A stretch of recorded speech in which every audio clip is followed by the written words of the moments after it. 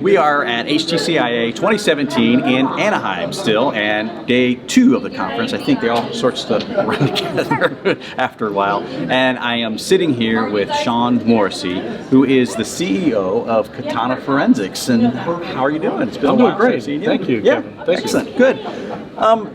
So we're at HTCIA, and you have a booth here, and you're displaying some things and kind of milling around and hearing the chit-chat, what's going on at the conference.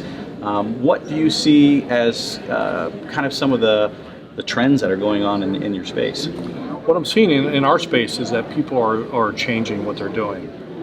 You see companies that used to do one thing and now are kind of pivoting into some other aspects of forensics. And that's just, I guess, just the way of the world. Yeah.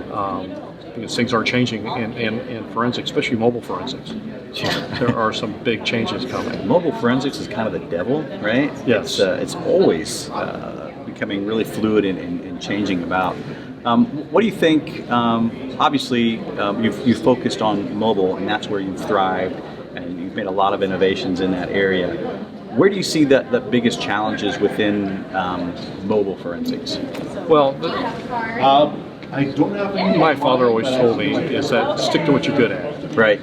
Don't waver off your beaten path. Just stick to what you're good at. So I've kind of tried to do that, but the way that mobile forensics has been developing over time, it becomes more and more challenging. Right.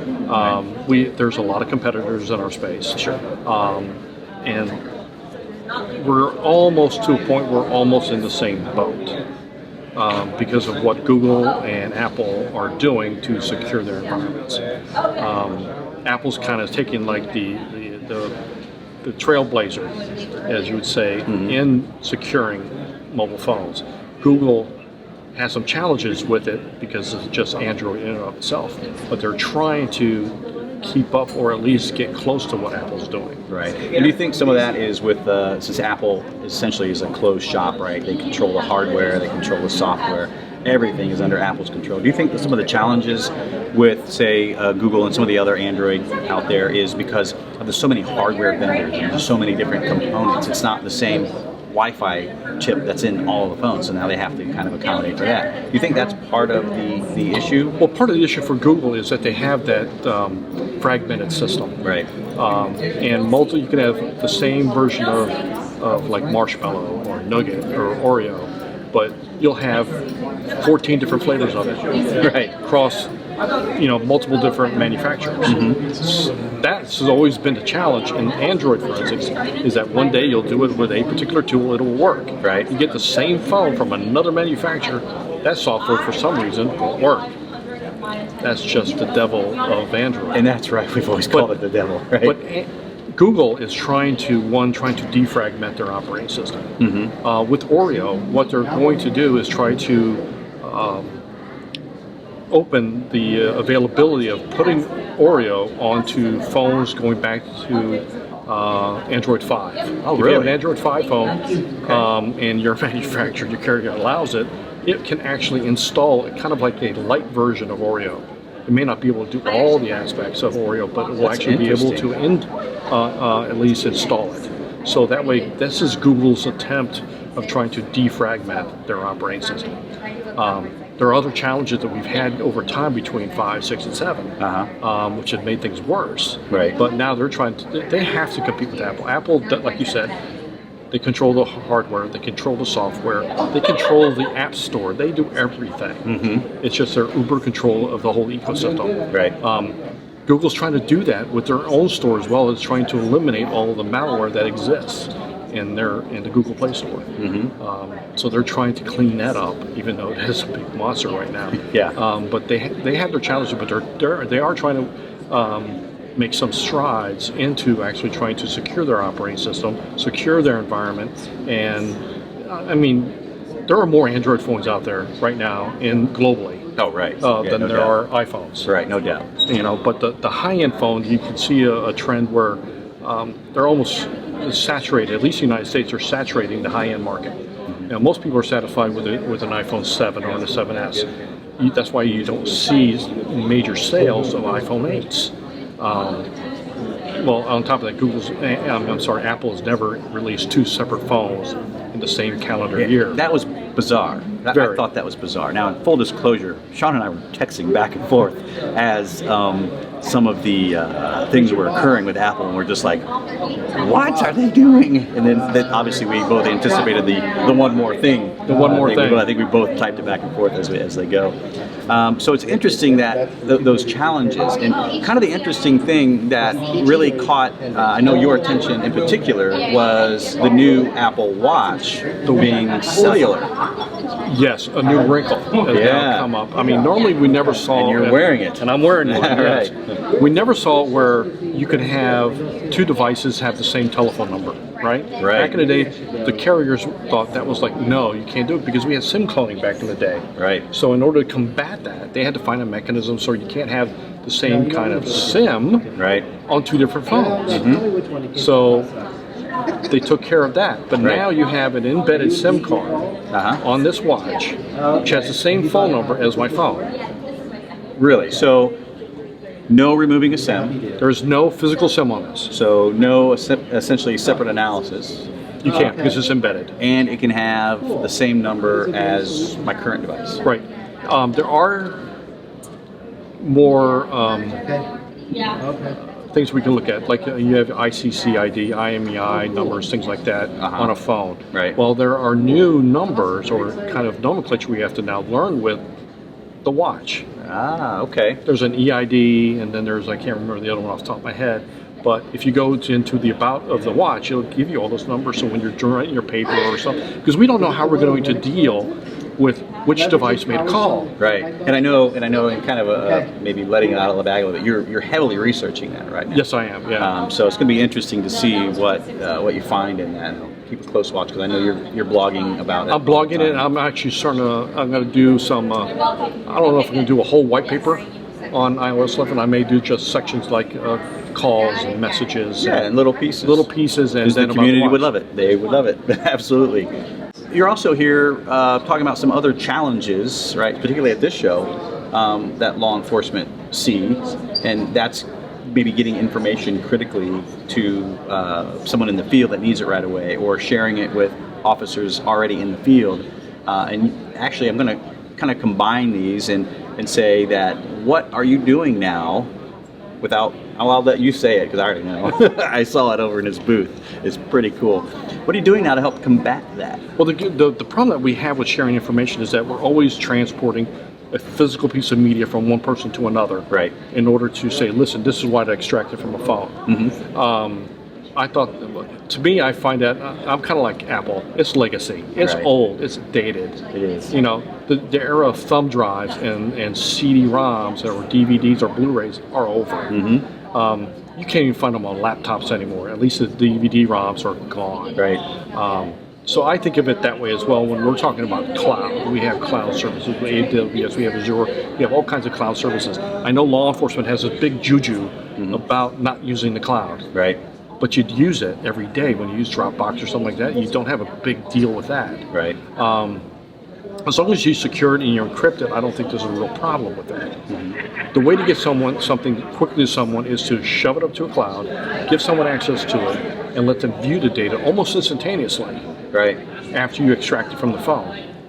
That's awesome. To me, I think that's a better workflow. And then when people, depending on your job, if you need information quickly, or you're going you do a search warrant, or you're in theater somewhere overseas, you're going from one incident to another, you want to get that information. If you can't figure it out right then and there, you can phone that home, let some analysts look at it, and give you feedback almost instantaneously. Right.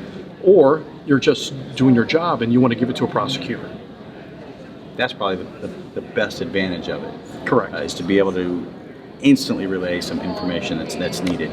I think of drug cases, missing kids is probably, I think, the biggest one that you have mentioned. That's kind of near and dear to you with two little ones of your own. And so the reason why that you do that is you're building these things is to help make law enforcement's job a lot easier, or even private investigation for that matter. Private investigation, anybody that deals with phones and needs to show that information to somebody without having to physically get in a car, drive across town, here's your thumb drive, here's your CD-ROM, or someone has to come to your office and do the reverse. Try doing that through the LA traffic that we're here and try to get that done. Oh my gosh, no. There's no way. Not going to happen. Never happen. I can then Never instantly do it almost in milliseconds and give that person access immediately. That's great. That's awesome. So we got to let the cat out of the bag a little bit. So what are you debuting here? What are you showing? Here at HTCIA, we are debuting Lantern Triage, which is basically what it is. It's an honest-to-God triage tool for phones. We don't grab everything. Right. We grab a subset of data and we present that. Right. You can then take that, shove it to our cloud, and then you can give someone access to it to then view it. Also, we have the ability that you can search through your own data that you've compiled in the cloud. Yeah. And look for certain, maybe you've forgotten something about another case or something, but you're looking for a name or a phone number or something. You can search throughout your whole data set that you've compiled and look for that information. No kidding. On top of that, you can do a secondary search for the same kind of criteria across the whole cloud. No kidding. From data That's that would fantastic. be ingested from anywhere in the United States or the world. That is amazing. And I've seen the interface. It's very, very simple to use. Your main target may not necessarily be the forensic examiner. This is not designed for the examiner. The examiner can use it. Can use it, right. But it's designed for the guys that previously had to send a phone to the field. Maybe you're working on reasonable suspicions right now, right? Right. You get somebody, you get consent, you're able to rip the phone, you might be able to develop probable cause almost instantaneously, within minutes, because I'm not extracting everything from the phone, I'm doing it quickly. You might be able to establish probable cause right then and there. Next thing you know, I can take that phone, keep it, get my search warrant. Yeah, so I mean, I see this as great for maybe first responders, something, even in patrol cars. They need to patrol cars, grab something. Officers on the scene of a missing kid, because we know how long we both worked in labs, and it's got to be a really high priority case to just stop everything that we're doing in order to focus on what it is. And obviously, kids is one of those, but it still takes time to move that phone from point A to point B. The fact that you're giving the ability to quickly do that on scene, and it's so easy to understand. Right. It's kind of like back in the day when we were previewing things in the field. We used like NCase or something, mount it, preview the computer, say, do I take that drive or not? Sure. That kind of thing.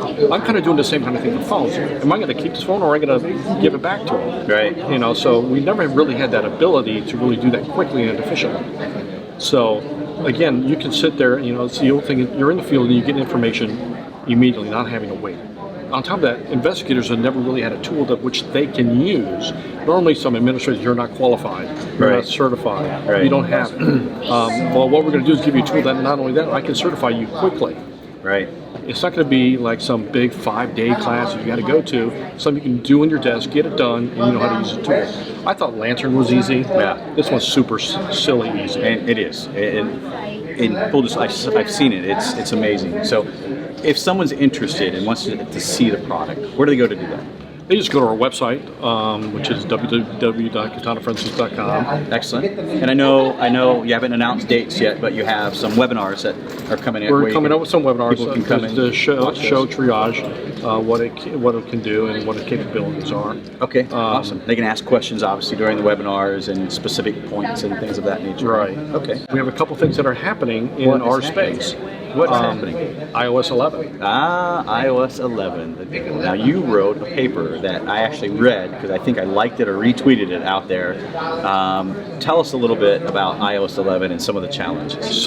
There are probably big top 3 things that would come out that affect people listening when they're doing iPhones. Okay. Is with iOS 11 now, every time you plug it into any computer, you have to get first one thing. One is that you have to connect it. Right. 2, you have to establish the trust relationship with whatever device you're plugging it into. Right. And then you have to give it another trust relationship with a passcode. No, so you actually need the passcode at this You actually need a passcode. Even though you hit the bubble for trust, immediately almost after that another thing comes up, says put in your passcode. Not Touch ID. Not Touch ID. Not Face ID. Of course, from what we understand from both what we've heard from Apple, is that regardless of whether you're going to be using Touch ID or Face ID, this same mechanism exists. Now, you got to remember, this is iOS 11. This is going to affect every phone that is able to update or upgrade to iOS 11. Which I did. I updated. So it's going to affect me. It's going to affect you. I haven't personally tested it yet, but I did read your paper, and yeah, that's going to cause some massive problems. The second one is the SOS feature. If you hit your sleep wake button 5 times, 5 times, it disables either Touch ID or Face ID. Really? And only allows you to, depending on how you set it up, is I don't know where I to set my phone. My phone's here. Stand away. All right, right here. That wasn't quick gone.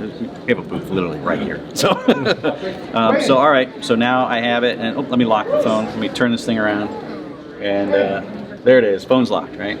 It's going to ask for a passcode if I try to. Oh, not the camera. Let you take pictures. Yeah, it'll let me take pictures. So 5 times. The sleep wake button 5 times. Oh, look at there. Let me get that really close there. It should focus in. Maybe not. We'll see. But there it is. Yeah. Absolutely. I read the article, but I didn't actually try it on my phone. So now, at this point, is it at this point? Both Touch ID and or Face ID are disabled. Disabled. Now you're going to have to get the passcode to get in the phone. So if I see an officer walking up to me on the street, right? Click, click, click, click, click, click, click. Done. That sucks for us. Yes, it Great does. for privacy, sucks for people trying to pull that information out of it. And I can't shut the phone off now. I got to hit cancel. There we go. So yeah, that's not a good thing at all. So some of the challenges then with that is obviously people learning that. And Apple, it was on the Apple keynote, I believe, in one of the side.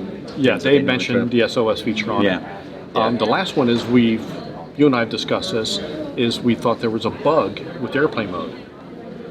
Right. I don't think it's a bug. I think it's just design. I think you're right.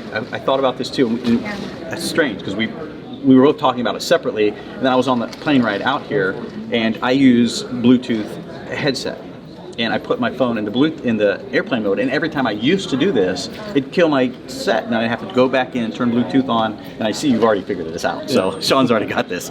And what it is then is now I just turn airplane mode off, and my Bluetooth stays connected, and life is happy. I can travel on. Now the in Bluetooth or Wi-Fi, because remember this Wi-Fi turn on, I can still remote wipe it. That's right. That's right. So even whether I fly United normally, United's Wi-Fi or not, as long as it's coming through, it's coming through. That's fantastic. So now we have to think about we have to go back if you can't turn it off, right, or you don't have access to turn it off, because remember if you reboot these phones, you don't have the ability to get to the airplane settings. Right. So there's all kinds of ways people can try to defeat this, and there are going to be security researchers and bloggers who can tell people how to. It's like their version of anti-forensics. Right. It's just as an investigator collecting the device, you need to just triple check these things. Got to triple check these things. I mean, if you can have the ability to do it, the SIM card's not pulling the SIM card's not going to help you because Wi-Fi's still on. Right. You know, so if you can't, you should be able. If you have access to if you swipe up and you can turn it off manually. Mm-hmm. You know, so you're going to have to think just because you see the symbol that it's in airplane mode. Don't take that as, you're good. Right. Swipe up, make sure that everything's turned off. Right. Because it looks completely different now. It looks completely different. Maybe we'll throw something up on the screen down here or something to kind of show you what it looks like. And it's different. First time I saw it, I was control center. I was like, whoa, hang on, what's going on with this? But they've had 2 releases since the release of iOS 11. Right. And they still haven't fixed it. So it's got to be a design. Yeah, it may be a design, because I was thinking that exact same thing. I'm glad you brought it up, because I'm going to ask you about that, because I know kind of a friend of mine on LinkedIn talked about it as well. Don Sparks, he's a researcher. Yeah, and we all talked about it, right? And we kind of all were in a chat there on LinkedIn about that. So it may be by design. So that'd be interesting. Just people have to be aware of that, right? And they've taken into account of that. I mean, maybe you have to shove it into a Faraday bag, because at one time, we put airplane. Oh, who cares about Faraday bags anymore? Right, they're old school now. They're old school. Now, guess what? Hello, they're bags. Right. No, I get it. Well, awesome, Sean. Hey, thank you for stopping by and your time. Well, thank you for having me. I appreciate it. Thank you, man. Appreciate it. Thank you very much.